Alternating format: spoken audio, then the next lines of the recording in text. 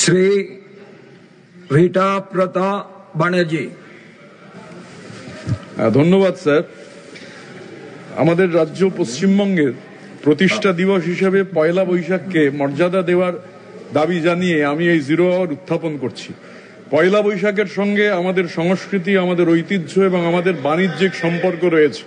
পয়লা বৈশাখের দিন মঙ্গল শোভাযাত্রার মতো অনুষ্ঠান হয়, যার মধ্যে দিয়ে জীবনের জয়গান বাঙালি ধ্বনিত করে। 2003 সালে পশ্চিমবঙ্গের বিধানসভা তারা রেজলিউশন পাস করে যে পয়লা বৈশাখ পশ্চিমবঙ্গের প্রতিষ্ঠা দিবস হিসেবে পয়লা বৈশাখকে রেজলিউশনের মধ্যে দিয়ে বিধানসভা নির্ধারিত করে।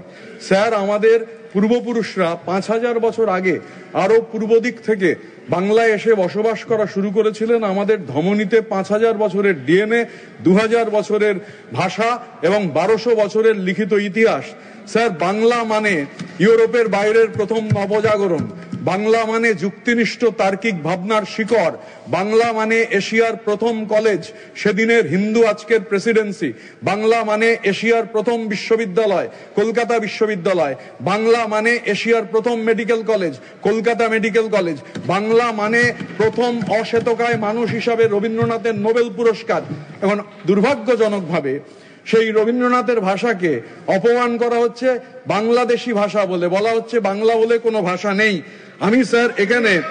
আমি এখানে স্যার উল্লেখ করতে চাই, এই যে আমাদের দাবি স্যার, আমরা এই দাবি এই কারণে করছি যে বিশেষ করে এই মঙ্গল শোভাযাত্রা থেকে শুরু করে আমাদের পয়লা বৈশাখকে আমাদের একমাত্র কারণ এই দিন হচ্ছে জীবনের জয়গান উদযাপন করবার দিন।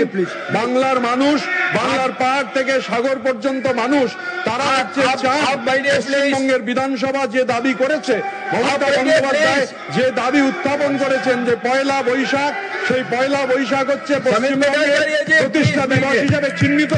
আর যারা রবীন্দ্রনাথকে, যারা রাজা রামমোহন রায়কে প্রতিনিয়ত অপমান করছেন, আমি তাদের উদ্দেশ্যে বলি, রাজা রামমোহন রায়কে যারা ভুয়ো ব্রিটিশদের দালাল বলছেন, ভুয়ো সমাজ সংস্কারক বলছেন, আমি রবীন্দ্রনাথের কথা বলবো।